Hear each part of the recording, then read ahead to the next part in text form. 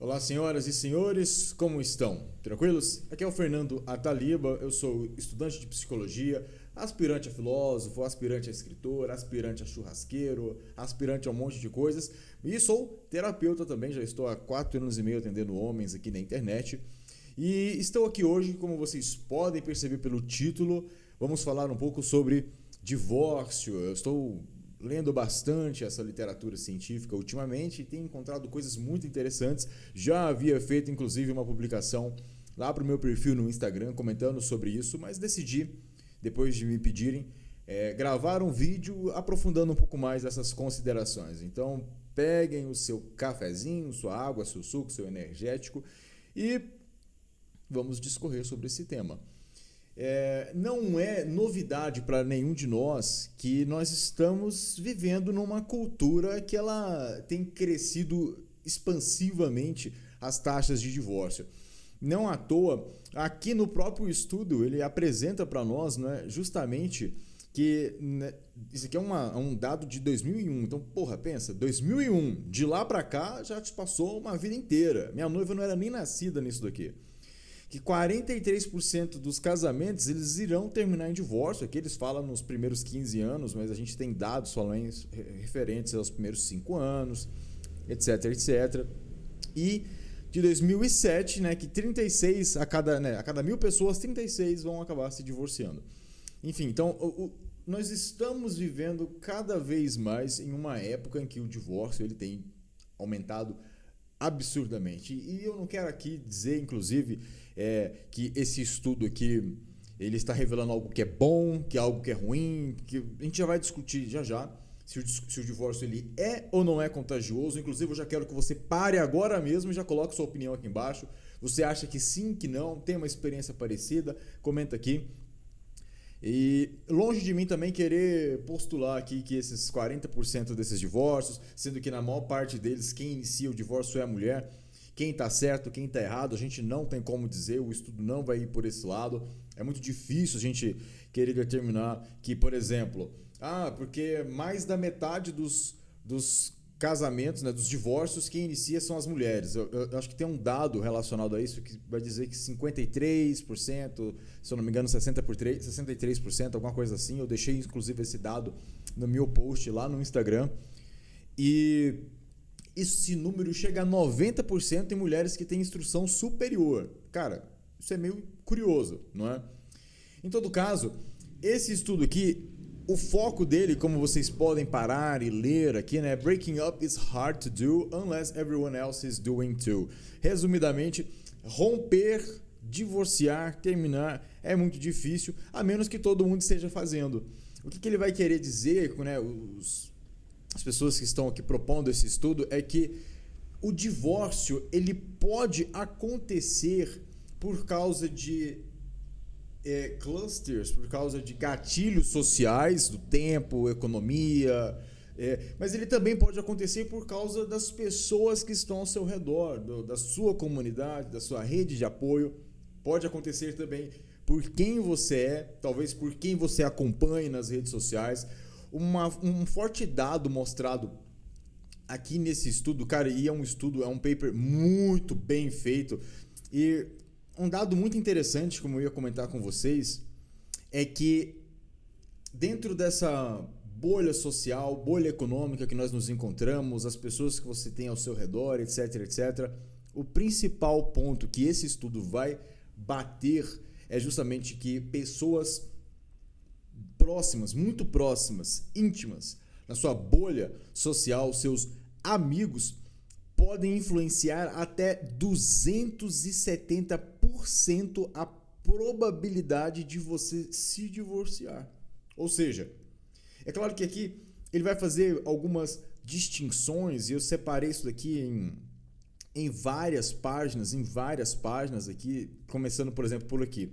Veja bem, se você tem uma pessoa dentro da sua rede de pessoas mais próximas, e essa pessoa se divorcia, ela é divorciada e você tem uma outra, não necessariamente amigos, mas pessoas conhecidas e bem próximas, você tem até 75% de chance de se divorciar também.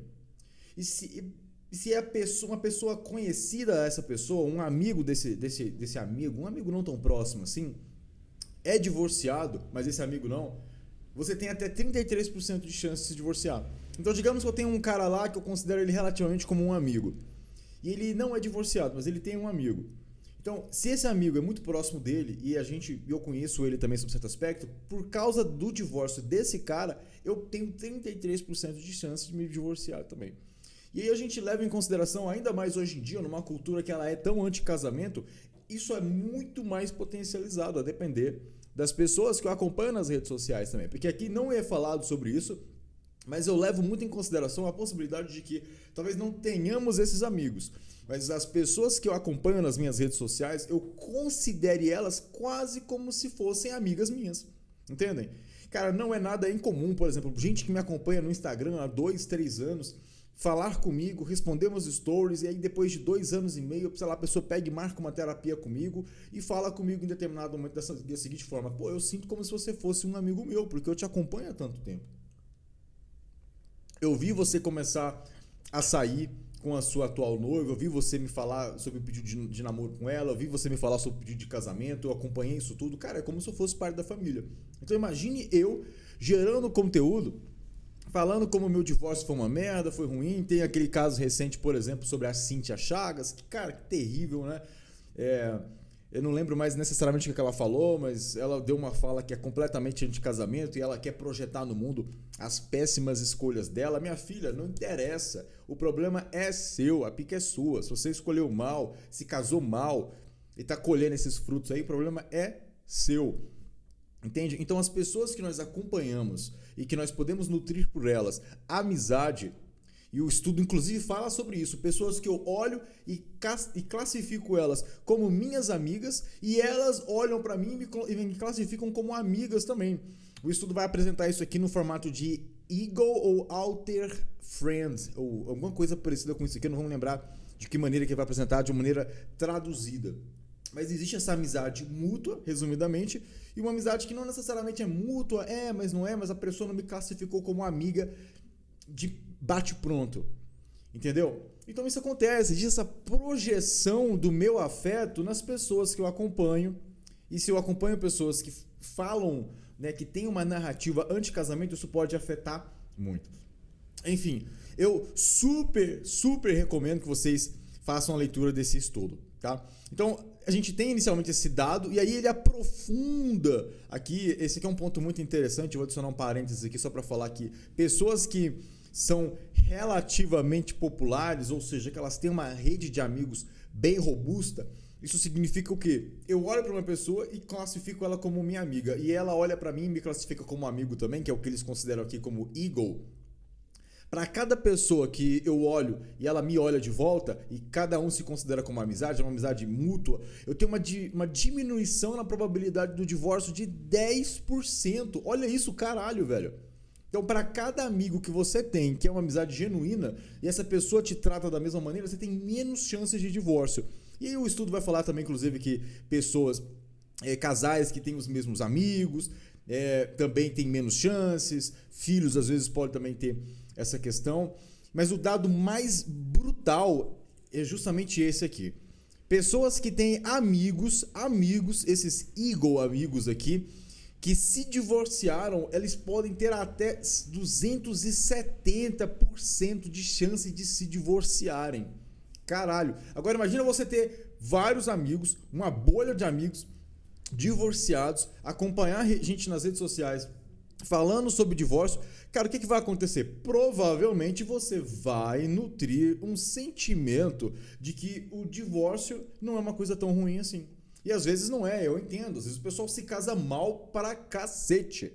É uma esposa que é completamente manipuladora, uma esposa que é narcisista. Eu atendi ontem mesmo um caso super bizarro de um rapaz, e ele me falando como a sogra dele era super narcisista. A gente ficou conversando até quase 10 horas desse atendimento, justamente porque era um contexto muito difícil. Nesse caso, o mais ideal para esse homem era se divorciar, o sogro.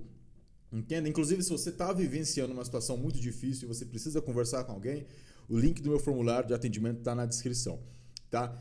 Enfim, nós vivemos numa época de uma cultura de divórcio. E esse é um dos dados, inclusive, aqui que o estudo também fala. Eu deixei até, inclusive, aqui a minha colinha, porque eu não sou bom de ficar lendo roteiros e de decorar as coisas, mas nós vivemos em uma bolha, e se você vive essencialmente numa bolha anti-casamento, divorcista, digamos assim, de pessoas que estão falando mal e você quer ter um relacionamento saudável, o seu relacionamento está indo bem, existe uma chance muito grande de você começar a relativizar um esforço de manter esse relacionamento bom e de levar esse relacionamento para frente, de lutar por ele, e qualquer dificuldade que você encontrar, a probabilidade maior é de você querer abandonar, entendeu? Então existe de fato essa cultura.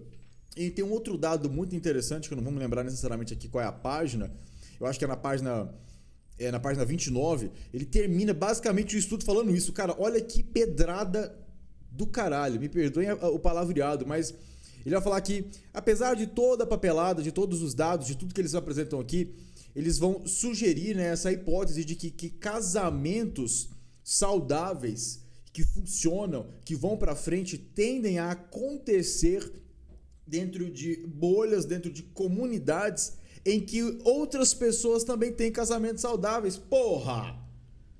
Você tá entendendo o que eu tô querendo dizer? Cara, o próprio estudo pessoal da área da psicologia científica, das evidências e caralho a quatro, não que eu seja o cara das evidências, eu gosto muito de filosofia e eu acho que não é necessário sequer um papel científico para poder constatar isso daqui. Não é necessário. Vocês concordam comigo? Não é necessário. Isso aqui é observação, é empírico. A gente pode conceber esse raciocínio aqui filosoficamente, antropologicamente. A gente não precisa de uma filosofia, de uma filosofia científica aqui, como é proposto, para saber disso. Mas o estudo está propondo a evidência de que casamentos saudáveis vivem, funcionam e vão para frente. E pessoas nesses casais, eles tendem a viver dentro de bolhas de pessoas que também têm relacionamentos saudáveis. Tá? É claro que nem todo divórcio é ruim, tem divórcios que realmente, cara, tem que rolar, porque era um relacionamento super abusivo, o homem batia na mulher, a mulher era super manipuladora, o próprio paper vai fazer aqui, inclusive, uma distinção bem lá no começo, falando sobre custo-benefício, e vai falar justamente aqui que pessoas que vivem dentro de um relacionamento e percebem que as pessoas têm muito custo, elas estão tendo muito custo, esforço, tempo, dinheiro, etc, e não tem retorno de qualquer maneira, retorno como afetividade, como carinho, como intimidade. Essas pessoas, elas são mais dispostas a se divorciar. E você vai discutir o que com essa pessoa aí, cara? Enfim, não necessariamente o paper vai dizer também que essas pessoas que são divorciadas, elas vão fomentar o divórcio. E é um divórcio ruim, que vai realmente prejudicar outra pessoa. Às vezes a outra pessoa, ela realmente precisa divorciar-se, porque é um relacionamento de merda. É um relacionamento onde ela é abusada, é um relacionamento onde o cara ele é chantageado emocionalmente, é um relacionamento de merda. Às vezes a pessoa escolheu mal a princípio e se casou mal. Então, muito do estudo vai também trazer justamente esse equilíbrio de ponderar. É importante você observar isso aqui de uma maneira ponderada. Que relacionamento eu estou? E tentar não deixar, isso já é a minha parte aqui, querendo sugerir a vocês essa reflexão, não deixar essas influências exteriores elas pesarem tanto. É preciso que eu encontre de maneira neutra um senso de equilíbrio e proporção por mim mesmo. A minha experiência ela é ruim, o meu relacionamento é ruim ou não é ruim? O que esse divórcio dos outros está querendo trazer para mim? Será que as pessoas, na verdade, elas estão querendo criar narrativas fantasiosas na minha cabeça? Será que essas bolhas super conservadoras... Cara, eu sou conservador, eu sou católico, eu tô usando isso aqui só de exagero, porque é um pessoal idealista, pessoal que pega e fala, tem que ser, sabe, super aberto à vida, e aí se você ganhar um salário mínimo, você tem que meter e fazer 15 filhos, mesmo que você não ganhe. Cara, você tem que ter prudência, tem que ter temperança, porra. Mas o seu marido te traiu, ou sua mulher te traiu, você tem que fazer alguma maneira para... Você tem que encontrar uma maneira de fazer isso funcionar, etc, etc. E a pessoa tá ali recebendo 15 chifres. Cara, eu não concordo com isso, vocês me desculpem, tá bom? Então, existem divórcios e divórcios, existem separações e separações. É claro que se você tá dentro de um relacionamento, de um casamento cristão, católico, existem maneiras de lutar. Cara, lute. E se não, cara, faça como um cliente meu, que eu já tô atendendo já tem algumas semanas, que ele foi realmente rever esse casamento que ele estava inserido e entrou com um processo ali de avaliação, de nulidade ali do casamento, porque de fato não era um casamento que ele era válido, entendeu? Mas isso daí eu não entendo, eu não posso discutir com profundidade com vocês. Eu só quis trazer realmente essa reflexão aqui sobre bolhas, sobre essas influências, sobre inclusive essa questão de que essas influências desses amigos não necessariamente precisam ser pessoas que estão do seu lado, podem ser pessoas que estão muito longe, não interessa essa parte geográfica, o próprio estudo vai falar sobre isso também. Existe essa questão sobre maior influência de amigos muito próximos e também, obviamente, o fato de você ter muitos amigos, amigos muito bons, pessoas muito próximas a você, rede de apoio, e você viver uma rede de apoio que seja saudável, que vai fomentar um relacionamento muito mais eficiente, muito mais saudável, muito mais funcional também. Então, quero que vocês pensem nisso tudo. Se vocês quiserem que eu aprofunde mais algum aspecto desse vídeo, deixem aqui nos comentários. Recomendo meu perfil no Instagram também, @ofernandoataliba, da maneira como está aqui no vídeo. E se você precisa de apoio para conversar sobre alguma questão relacionada a um divórcio, a um casamento, que você está tendo dificuldade, o link do meu formulário de atendimento tá aqui na descrição e você pode obter mais informações lá e até, inclusive, agendar um horário que eu vou estar te chamando lá no WhatsApp. Tá ok, meus amigos? Muito obrigado.